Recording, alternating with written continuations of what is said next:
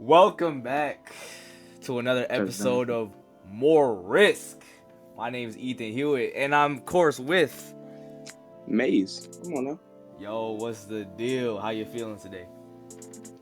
Great. Could be better, but we home. Right? What you mean could be better? What happened? None. Just gotta fit the script. What script? What are you talking about? If you're new here, first of all, what the heck are you doing on this video? Go back to the first one, okay? I don't know why you're here. This is episode 2. Don't start off on 2. Start from the beginning. We are the hosts, Ethan Hewitt, Maze, and we talk about anything on this show. Literally anything. And today's topic is music and stuff you can make music on. What the heck is the process of making music? Me and Maze both make music, doing it for a while now. And today we're going to just give some tips and help you out on like how to start making music. So, Maze, give us some insight real quick. Alright, simple. Now, first we gotta get started on like what you gonna use. Now, it depends on what you have. PC, you wanna go for the best. FL Studio. MacBook, yes, it's kind of different. You could use Logic or FL. Mobile, don't ever use FL Studio Mobile. You can use BandLab, GarageBand, and that's kind of really it on mobile. So it really depends on what's your preference, but if you want the best, you gotta choose FL. And we both use FL Studio. I think it's a really, really good DAW, which stands for Digital Audio Workshop, okay, or Workplace. Okay. And there's a whole bunch of them. Some are free, which are usually the worst ones, and some you do have to pay for. For example, FL Studio, you do gotta pay for it, but it's worth it, I promise. And for the people who get Mac or Apple products, they get Logic. Okay, you can't use Logic on anything but Apple products. So for now, me and Maze are just about to break down some of the best DAWs that you can use and some of the worst ones that you want to avoid. So I'll go first. Let's start off with BandLab. It used to be good. I'll say that much. It's still a pretty easy app/website to use if you're trying to get into music for the first time. The only thing I will say, if you're starting on BandLab now, I really feel bad for you because BandLab is so much worse than it used to be. So many more ads, and it's very, very glitchy. Matter of fact, like the beginning of last year is when the ads kind of started rolling in. Ever since then, it hasn't been good. It's just been going down. And with a lot of the AI features on there now, it's, I don't know, it's kind of wasting your time. I will give BandLab its credit because it is a very easy DAW to get started with because it gives you a plethora, a large list of instruments and different drum kits that you can use to start off. It's really good, okay? And their online feature, BandLab being always online, other people from across the world who also use BandLab can make these presets that you can put on the instruments that make them sound better. That was one of the best things I've gotten from BandLab. And of course, their presets that's already come from that, you can use those. It makes things a whole lot easier, okay?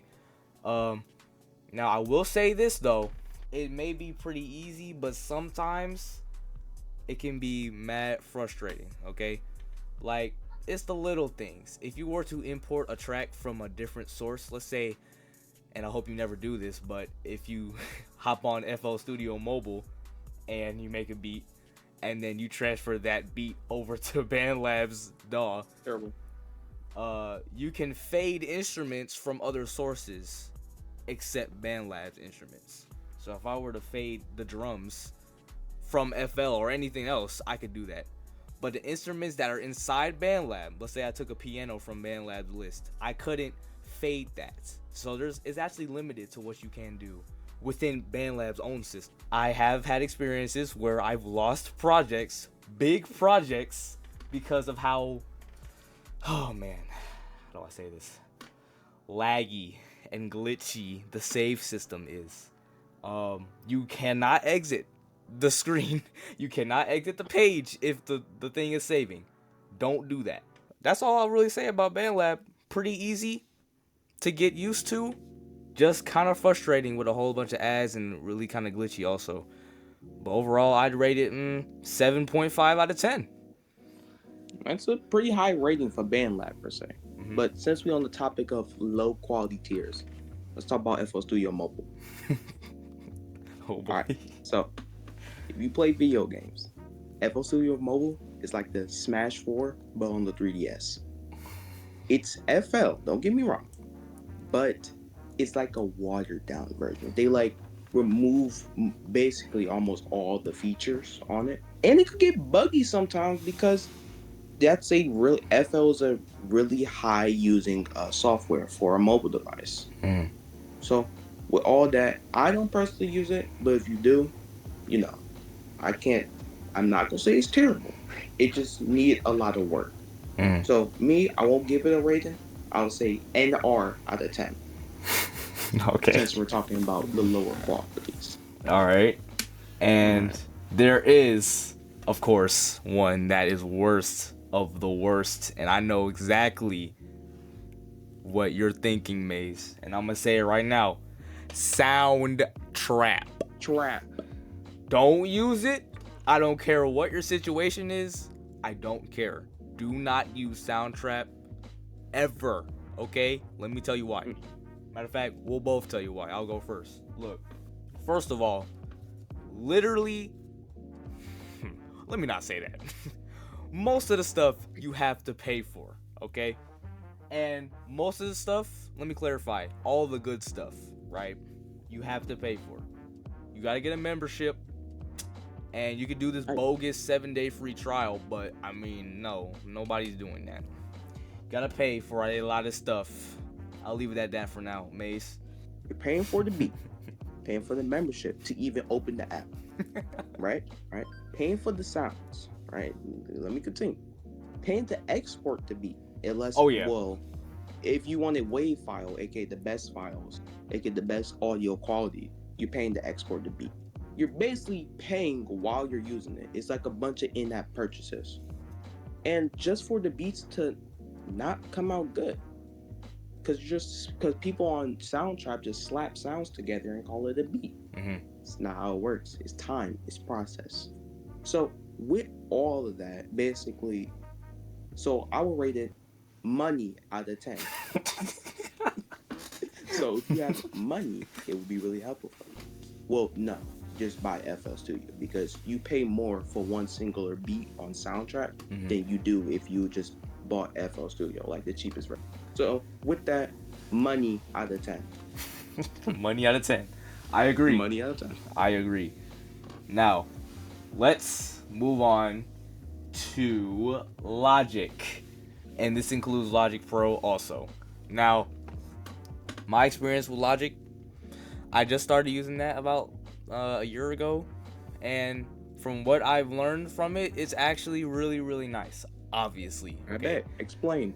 Now, Logic, I will say this right off the bat, way more sounds than BandLab could ever think of adding, okay? And there's so much more you can do in there.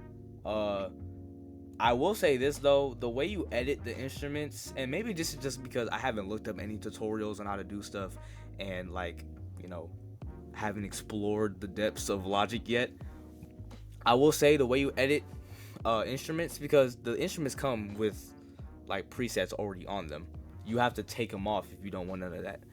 But the way you add the effects on there is kind of confusing. Like, everything looks the same. There's no pictures like BandLab, because pictures, BandLab be having them little fancy pictures on the preset things, and it kind of gives you a description at the bottom of what you're getting into. Logic don't have none of that, and I guess that's just because it's a more professional studio.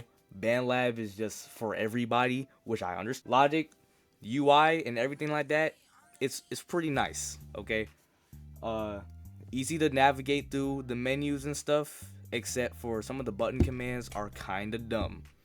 BandLab, let's compare real quick. BandLab button commands are simple and nice. What do I mean by that? Oh, go ahead. We about to compare BandLab to Logic. Listen. The comparisons I'm about to make sense, all right? Now look. All right. Let's say you got a track that's too long, or maybe you want to cut out a certain part in between. You take the playhead, which is the little needle that goes through the project while you're playing it. You drag that over to the area that you want to cut off, and in BandLab, all you gotta do is press the S button, and it'll slice the track. In Logic, you gotta press Command and then T. Now, the S button solos the track in Logic Pro. In BandLab, you have to go with your mouse and click the solo button in the region. So I guess that is a good trade-off. You press S to solo in Logic, and then you press S to slice the beat in BandLab. But I don't think Command T makes any sense for slicing a track. You know? And it's just a small thing. Like, I've gotten used to doing that.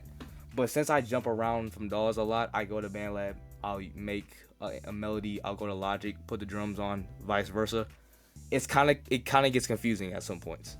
Logic has this thing where you can open their loops category, and there's thousands of different types of sounds and loops and beats you can put on there, pre-made for free, by the way.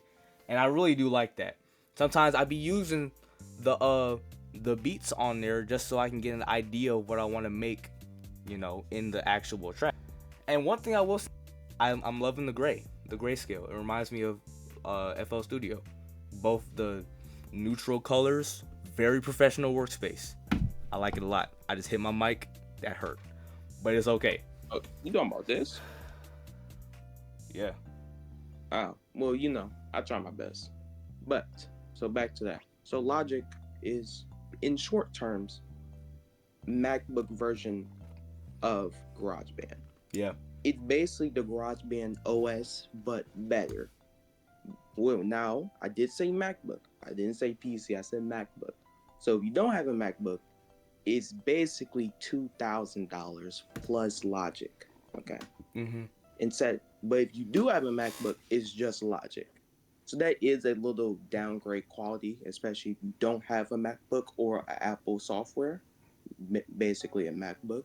So I do use Logic, but I don't use it like that. That's not really my main. So I'll have Ethan rate it from 0 to 10.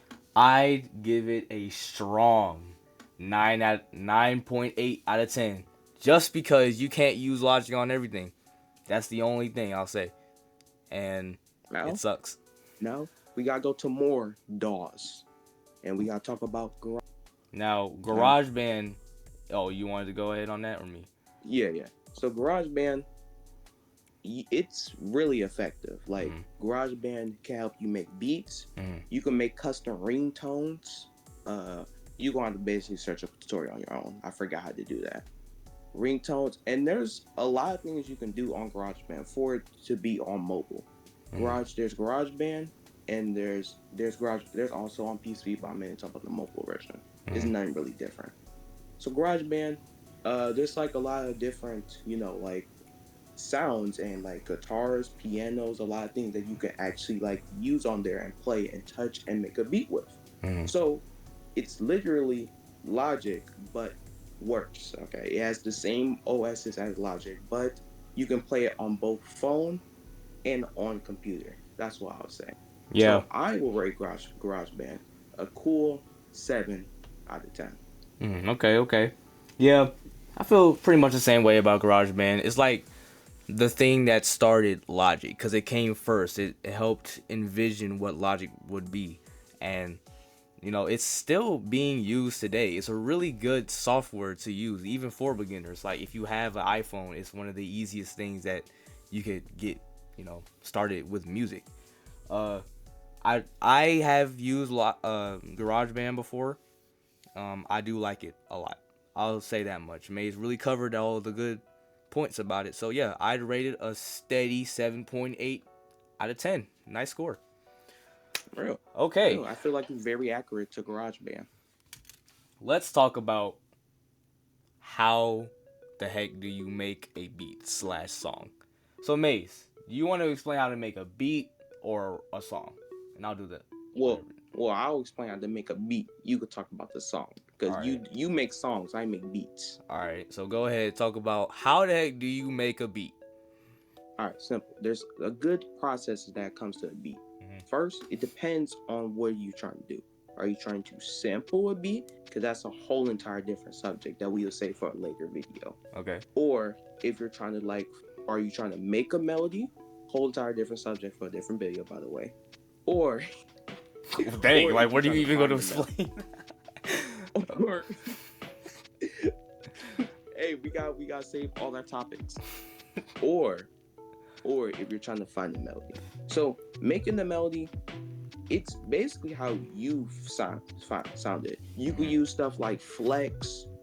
There's other synth sounders out there to make yourself a good melody. So, what I use on FL, what I mainly use is Flex. There's like a bunch of little presets, and you will go to the piano roll, which is the little button that has like the piano. If you don't know what that is, it's like three little rectangle things. You know, if you know, you know. So, and you go there and mess with all the sounds and make yourself a melody. Now, if you want to find a melody per se, if you don't really want to make one, it's pretty simple. If you have the newest version of FL, aka FL Studio 24, you could just go to sounds and you could either go to sample chops, you could go to synths, but you know, synths, or you could go all there and you can find yourself a melody that you like to make. So that's really the melody aspect. Now the drums, that's really simple. If you want to use some 808s, you could either stay at sounds, change it to drums, and then click 808s and find yourself some 808s to put on it. Or you could do the same thing for kicks. You do the same thing for kicks. You could also Flex got some really good 808s. I use a Flex 808. It was called 808 Bounce. I also use that on one of my beats. Coming soon, by the way. So, with that said, so we got the beats, got the snare. It's a pretty easy cadence if you just want like a basic snare. Well, first you put it, I think it's 4 little, you know them little baby lines on the FL Studio thing, on the little mixer? Yeah. That's what I call it. Yeah, the little mixer. It's 8, right? You do 8, and then it's 1, 3, 4. Okay? If you can remember that, it's 1, 3, and then 3, 4 spaces away, and you get the perfect snares. It's just like a basic snare combo. Hi-hats, you can just click the hi-hat and then go to 2 by spaces, or you just do it yourself. Yep. So the actual beat, making the beat, it really depends how on you. It's not really like a tutorial how to make a beat, because remember, beats is mainly based off of feelings or how you're feeling at that time. Right. Now, the song, it's a little different. I don't make songs per se. I do know rappers that turns beats to songs. I make the beats. Okay. So now we're going to flip this to Ethan to talk about the song aspect of the beat. All right. So after you follow Maze's words on how to make a beat, you got to make a song to it. So the first step what you have to do, and this is just what I do, honestly, and I feel like it's a really good method, is to listen back to the beat over and over and over again and really get a feel for like the flow of it, you know? Really understand what the beat is, right? Memorize all the changes in the beat. So let's see if there was you got 4 bars of just the bass going hard, and then the next 4 bars there are no bass, all hi-hats, the beat's calming down. Memorize that without having to listen back to it. Now, I listen to the beat over and over again, and sometimes I'll freestyle to it in my head or maybe out loud quietly, and I just put words together, see if they rhyme. And once I start doing that, I try to connect words that actually make sense. And sometimes it may take a long time, and it can get, well, for me at least, it got a little bit frustrating because I was like, dang, I can't even freestyle nothing good to this. But once you learn the beat, you can start saying some stuff, connect those words to other words, have it make sense. And once you're finally ready, you can either just hop in the studio and freestyle it all, or you can sit down, write your stuff out. Now, I don't use pen and pad to write my lyrics. I use my phone because I don't like writing anything. Okay. Hey, that's I don't Hold on, like hold on. writing. So every single last of your beats is just pure freestyles. Oh no, not my beats. Oh, No. I take time for my beats, and okay. for most of my songs, I've taken like 3 hours trying to perfect the lyrics and stuff. I don't All really right. like So I freestyle. do have a question for you about that. Yeah. So was 2 in 1, right? Was that a freestyle, or did you actually like took time to like for the lyrics and wrote them down? 2 in 1 was a song that I had wrote. I wrote that out. Okay. Okay, and that took Okay. about 2 hours. Okay. So 2 hours for 2 in 1. Basically, if let's say you're writing out your bars, we'll go that route for a second. The thing I do is I'll play the beat, and like I said before, I'll just freestyle in my mind a little bit, try to put words together. And usually I'll continue to restart the beat even before it finishes, because when I say something, if I follow up with it, I think it sounds good, I restart the beat, I say it again until I find something else. And once you find that, you write it down so you don't forget. So if I play a beat, I say something cool, write that down. Play the next section of the beat, I say something nice, write it down. And basically, that goes until the end of the song. And if you think the lyrics are strong enough, that's when you start recording. So let's say you got some nice bars, you ready to go. Now, we'll talk about recording equipment and how to really get the best out your sound in a later episode, because, we can't explain everything in one video. But Yeah, we gotta keep some topics, man. I hope you understand. We gotta keep some topics. it's totally fine if you're recording off your $3 headphones that you got from the gas station, okay? Totally fine. Now look, Exactly. you ready to Sometimes record? you gotta struggle. Exactly. You ready to record? You got your notebook or you got your phone with the lyrics on there, and you about to go. You press the record button. You about to start rap. You rap. You finish recording. You look back like, dang, this sucks. But that's okay. That's okay. You're a beginner, right? This is the first thing that you need to know. Mace, why are you laughing, bro? You gotta be professional, okay? We're trying to help people. We're trying to help people. I understand, but like sometimes like people gotta understand that, all your bars ain't gonna be fired. Sometimes that stuff might be whack. Right. And just cause it's doodle, it could still be like used. It could still be salvaged, you know what I'm saying? Right. So ain't nothing wrong with having, as I will say, whack ass bars. Ain't nothing wrong with that. If your bars is weak, it's just you're just a beginner. Sometimes bars gotta be weak. Yeah. I mean, I heard a few questionable bars from people, and they've been rapping for a couple years now, rapping for a couple months. You know what I'm saying? So, sometimes you won't always have your A day. Yeah. And I guess we should define what whack bars are right now. All right. Well, first, let me just get this out of the way. Anything like, let me just give you an example. So one of my friends said they was rapping at the lunch table, and I don't know what cursed them to say that, but he was like 16, not the golden age. Oh my right? God. So that would be an example of a whack bar. Because number one, that's kind of weird. Because like, what do you mean by that? You know what I'm saying? And it didn't really fit with the beat at all, or how other people was rapping. So, back to whack bars. Don't mind the shirt change, because when you do this, sometimes it gets serious. Right. So back to the whack bars. We got weird bars, gay bars. Y'all already know what I'm talking about. We're not gonna get into the drug bars, gang banging bars, and all of them can be considered whack to a certain extent. To a certain extent, you know what I'm saying? It could all be considered whack, depending on how the person uses it.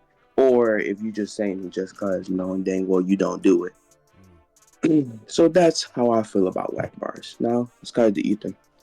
All right. Well, this has been a great episode, I'd say. We've talked about a whole lot of stuff in the span of 30 minutes. About how to make music, how to make beats, how to be smart with your lyrics, how to make sure that you have stuff to say. What's the definition of whack bars? Like, you don't want to use that type of stuff, but I will say this has been a great episode.